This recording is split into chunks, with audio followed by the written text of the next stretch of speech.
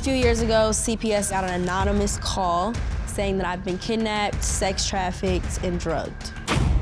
I had police around my home. Brooklyn and my husband were taken to CPS without me. It was a whole investigation. They take me in the room, they separate me from my dad. And all I'm thinking is like, oh my God.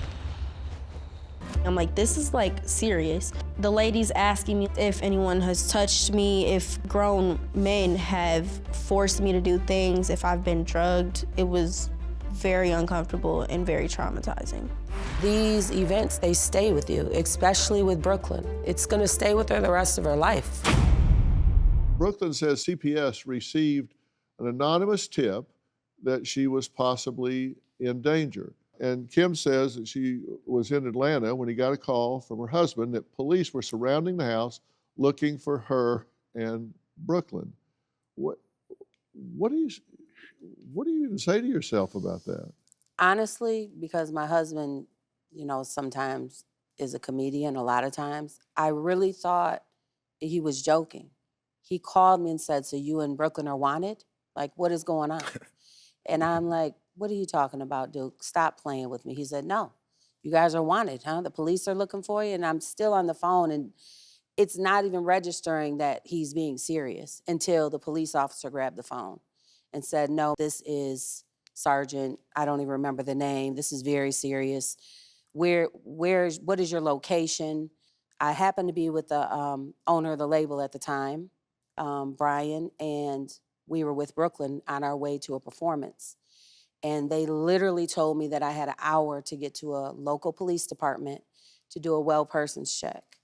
And we had to go straight there. And I had to take her in. They questioned her, wanted to look at her arms, asked was she being held against her will? Was she, who was she with, and was she in any danger?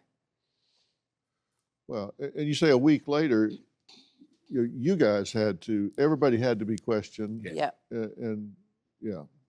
And they separated you from your parents. Yes. Because which is the right thing to do for them, but a traumatic thing for you, of course. And they started asking you all of these questions. Yeah. Which are uncomfortable, awkward. Yes, very.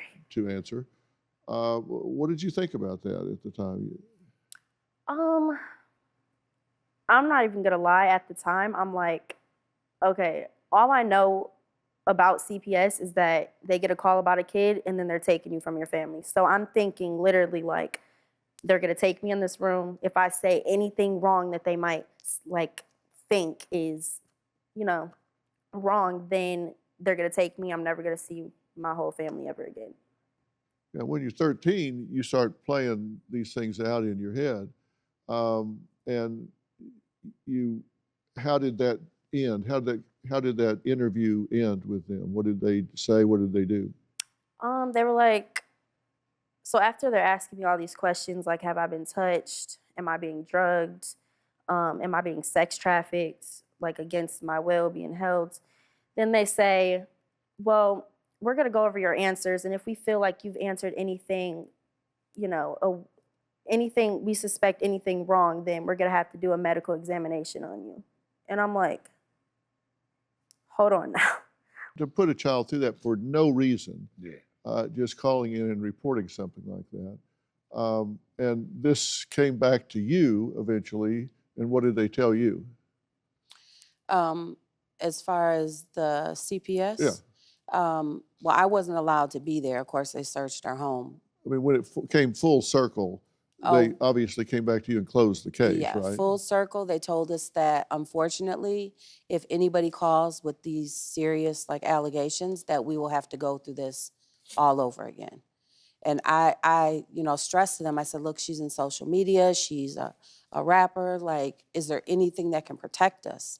And they said no, because if they call and say certain words to CPS, they have to investigate, no matter what. Do you have a story or a question for me? Click the link in the description and tell me what in the world is going on.